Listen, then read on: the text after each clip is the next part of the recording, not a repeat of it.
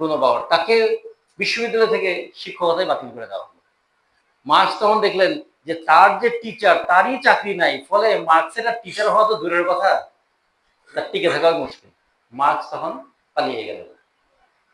এবং এই মার্কস হচ্ছেন এমন একজন মানুষ, বেঁচে ছিলেন 64 বছর, তার মধ্যে 40 বছরের বেশি সময় তাকে শুধু এক দেশ থেকে আরেক দেশে ঘুরে বেড়াতে হয়েছে। গোটা দুনিয়ার মানুষের জন্য একটা বাসস্থানের সংগ্রাম যিনি করেছিলেন, তার নিজের কোনো বাসস্থান ছিল না। গোটা দুনিয়ার মানুষের জন্য তিনি একটা সম্মানজনক জীবন যাপনের কথা ভেবেছিলেন, তার নিজের জীবনটার কোনো সম্মান ছিল না। সারাটা জীবন কষ্টের মধ্যে থেকেছেন, কিন্তু কষ্ট তাকে পরাজিত করতে পারেনি। কষ্ট তার মধ্যে একটা দুর্বিনীত জেদ তৈরি করেছে যে আমার এই কষ্টের কারণ কি?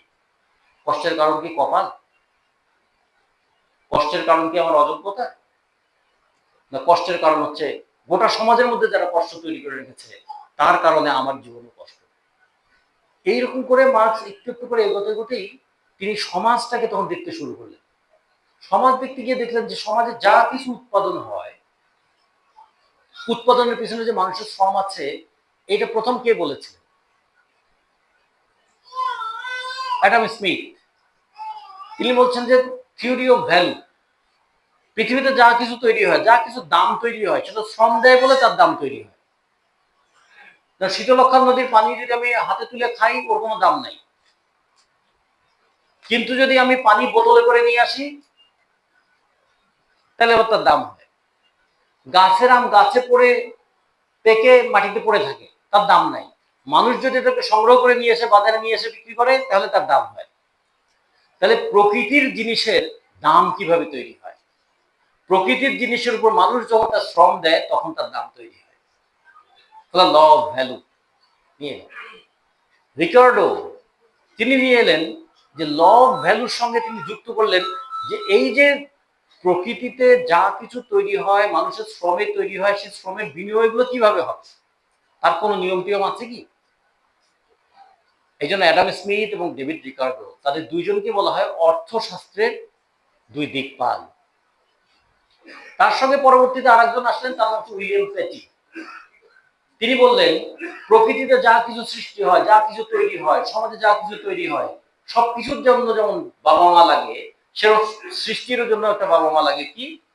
কৃষক এবং শ্রমিক, তারা হচ্ছেন এই সম্পদের বাবা মা। কৃষকের শ্রম এবং শ্রমিকের শ্রমের ফলে প্রকৃতিতে যত সম্পদ। এখন আমাদের গায়ের একটা শার্ট আছে, এটা আমার সম্পদ। এই শার্টের তুলাটা কে তৈরি উৎপাদন করেছে? কোনো না কোনো কৃষক। তুলা থেকে আবার সুতা তৈরি করেছে কে? শ্রমিক। এই তুলা থেকে সুতা, সুতা থেকে কাপড়, কাপড় থেকে শার্ট বানানো, সবকিছুর মধ্যে শ্রমের হাত আছে। ফলে বলছে কৃষক এবং শ্রমিক হচ্ছে এই উৎপাদনের ক্ষেত্রে জনক জননীর ভূমিকা, জনক জননীর ভূমিকা পালন করে।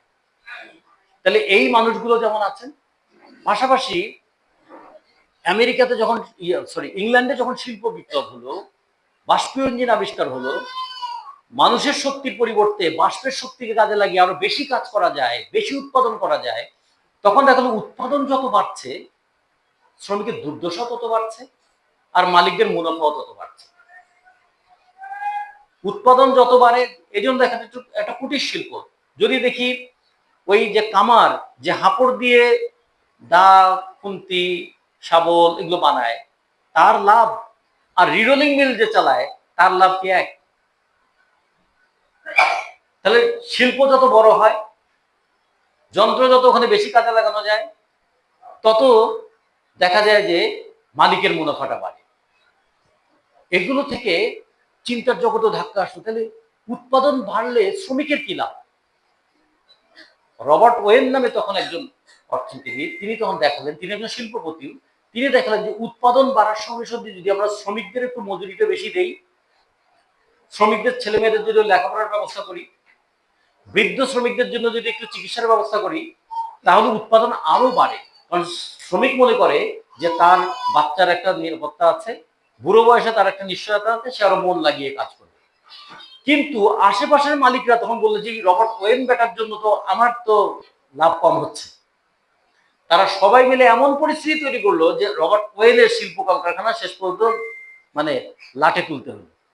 তার মানে একজন দুইজন মালিক যদি কখনো চিন্তাও করে যে সে শ্রমিককে একটু ভালো বেতন দেবে কিংবা ভালো মজুরি দেবে, গোটা মালিক শ্রেণী মিলে কিন্তু সেটা করতে দেবে না।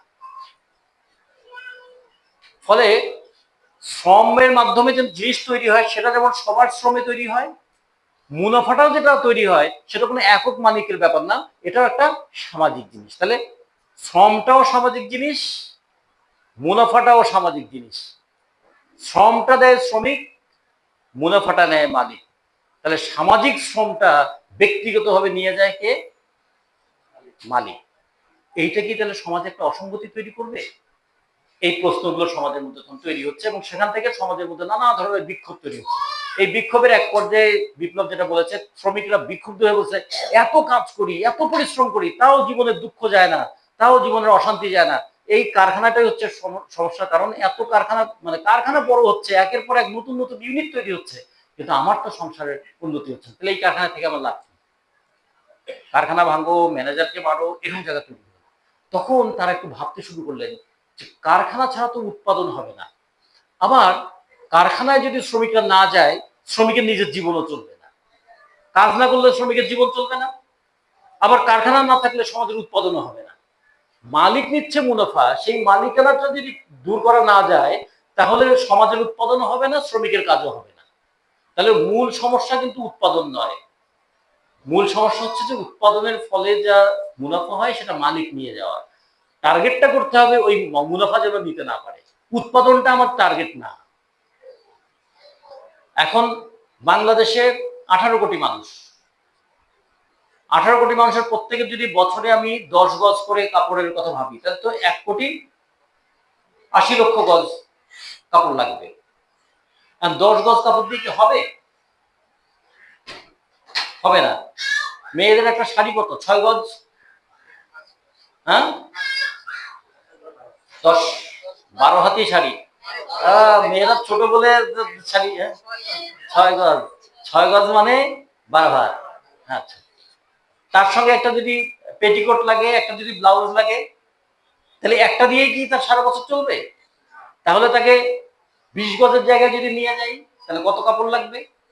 ছেলেদের 2টা লুঙ্গি, 2টা শার্ট যদি ধরি, আর তারপরে যদি প্যান্ট ধরি, মেয়েদের ক্ষেত্রে যদি সালোয়ার কামিজ এগুলো ধরি, তাহলে বাংলাদেশে 18 কোটি মানুষের জন্য আসলে কত গজ কাপড় লাগবে?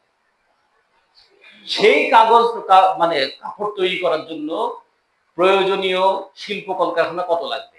তার জন্য কতজন শ্রমিককে নিয়োগ করতে হবে, এবং সেই শ্রমিকরা নিজেরা কত মজুরি পাবে, এবং মজুরি পেয়ে শ্রমিকরা তো সেটা কিনবে। শ্রমিককে যদি মজুরি কম দেওয়া হয়, মজুরি কম পেলে শ্রমিক তাহলে সেই কাপড় কিনতে পারবে না, তাহলে কাপড় উৎপাদন হলেও বিক্রি হবে না। এই যে পুঁজিবাদী ব্যবস্থার মধ্যে জটিল পরিস্থিতি, যে শ্রমিককে শোষণ না করলে মুনাফা হয় না, আবার শ্রমিককে শোষণ করলে শ্রমিক কিনতে পারে না। এই যে মাঝে মাঝে দেখি না, অতি উৎপাদনের সংকট তৈরি হয়ে যায়, মাল বিক্রি হচ্ছে না। আমাদের এই বাংলাদেশের মতো দেশে, যেখানে আমরা বিদেশ থেকে চিনি আমদানি করি, সেখানে দেখা যাচ্ছে আমাদের চিনি কলের চিনি গলে নষ্ট হয়ে যেত। এরকম খবর আমরা পত্রপত্রিকা দেখেছি না? একদিকে অতি উৎপাদন দেখাচ্ছে, আর একদিকে মানুষের প্রয়োজন মেটে না। এই যে সমাজের মধ্যে প্রচন্ড বৈষম্য, এগুলোর কারণ কি, এগুলো দূর করার উপায় কি? এগুলো নিয়ে যখন ভাবনাটা শুরু হলো, সেই সময় মার্কসের প্রথম ইকোনমিক অ্যান্ড ফিলোসফিক্যাল ম্যানস্ক্রিপ্ট নামে একটা বই 1842, 43, 44 সেই সময় লেখা, তিনি দেখালেন কিভাবে টাকা শক্তিশালী হয়ে উঠছে। মানুষের শ্রম, মানুষের দক্ষতা, সমস্ত কিছু টাকার কাছে কিভাবে মানে বিক্রি হয়ে যাচ্ছে। তখন তিনি একটা লেখা লিখলেন, পাওয়ার অফ মানি, টাকার ক্ষমতা। পাওয়ার অফ মানি দেখাতে গিয়ে তিনি দেখালেন যে টাকার কাছে কিভাবে সব জিনিস। এরপরে 1848 সালে গিয়ে যখন তারা মার্কস এবং এঙ্গেলস মিলে তারা লিখলেন manifesto of the communist party, তখন কিন্তু এই চিন্তাটাকে আরো বিকশিত করে বললেন যে পুঁজিবাদ এমন ব্যবস্থা তৈরি করেছে, সেই ব্যবস্থায় মানব জাতির যা কিছু মহৎ কাজ, শিক্ষকতা, চিকিৎসা, আইন, পেশা, সমস্ত কিছু টাকার কাছে জিম্মি হয়ে গেছে। মানুষে মানুষের সম্পর্কটা শেষ পর্যন্ত দাঁড়িয়েছে টাকার সম্পর্ক। একজন শিক্ষক কত ভালো কি মন্দ এটা বড় কথা নয়, তাকে কত বেতন দিতে হবে। আবার এই বেতন না পেলে সেই শিক্ষক চলবেন কিভাবে? ফলে সমাজ কিন্তু শিক্ষকের দায়িত্ব নিল না, শিক্ষককে বন্দি করে ফেললো কার কাছে? টাকার কাছে। আমাদেরকে বন্দি করে ফেললো কার কাছে? আমার যদি কয়টা পয়সা থাকতো তাহলে একটু ভালো স্কুলে আমার ছেলেটাকে পড়াইতে পারতাম, আমার মেয়েটাকে একটা ভালো বিশ্ববিদ্যালয়ে দিতে পারতাম, পারতেছি না ভাই, টাকা নেই। তার মানে শিক্ষার মতো এত গুরুত্বপূর্ণ জিনিস, মানব জাতির বিকাশের সবচেয়ে গুরুত্বপূর্ণ ভূমিকা পালন করে শিক্ষা, সেই শিক্ষাটা কার কাছে বন্দী হয়ে গেল? টাকার কাছে। চিকিৎসাটা বন্দী হয়ে গেল কার কাছে? টাকার কাছে। মানুষের মানুষের সম্পর্কগুলো শেষ পর্যন্ত কিসের সম্পর্ক দাঁড়ালো? টাকার সম্পর্ক দাঁড়ালো। মানুষের মানুষের সম্পর্কগুলো টাকার সম্পর্কে পরিণত হলো। পুঁজিবাদ এই কাজটা করলো যে সমস্ত পেশাগুলোকে টাকার অধীন করলো, মানুষের মানুষের সম্পর্কগুলোকে টাকার সম্পর্কে পরিণত করে ফেললো। ম্যানিফেস্টো অফ দ্য কমিউনিস্ট পার্টির শেষে তুমি এই জিনিসটা তারা দেখালেন। মার্কস যে এই জিনিসটা দেখালেন তার পেছনে বড় কারণ ছিল যে মানুষকে চূড়ান্তভাবে খারাপ অথবা মানুষকে চূড়ান্তভাবে ভালো, এই যে দুটো চিন্তা, কাউকে বলছে একেবারে ফেরেশতার মতন মানুষ, কাউকে বলছে শয়তানের চেয়েও খারাপ, এই জায়গা থেকে মানুষকে মুক্ত করার চেষ্টা করলেন। মানুষ ফেরেশতাও না, মানুষ শয়তানও না, মানুষ হচ্ছে মানুষ। যে মানুষটা হয়তো চুরি করেই নিয়ে আসলো একটা জিনিস, সেই নিয়ে এসে তার বাচ্চাকে গভীর মমতায় সেটা খাওয়ায়, বাচ্চাটাকে আদর করে, ওর মধ্যে তখন একটা মানবিক বোধ কিরকম কাজ করে। ফলে চূড়ান্তভাবে খারাপ, চূড়ান্তভাবে অধঃপতিত, অথবা চূড়ান্তভাবে ভালো, এইভাবে মানুষকে ব্যাখ্যা করা যাবে না। মানুষকেও দেখতে হবে তার গতির মধ্যে, কোন জায়গায় মানুষ ভালো, কোন জায়গায় মানুষ খারাপ, কেন মানুষ ভালো হয় আর কেন মানুষ খারাপ হয়, এর কার্যকারণটা বুঝলেই মানুষকে আমি ওই বাইনারিতে দেখবো না।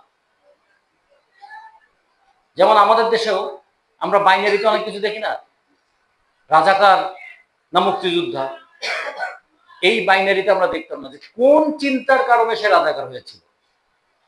সেই চিন্তাটা যদি এখন ধারণ করে, এখনো সামাজিক আন্দোলন আসলে সে আবার ওই একই কাজ করবে। কোন চিন্তার কারণে একজন মুক্তিযোদ্ধা হয়?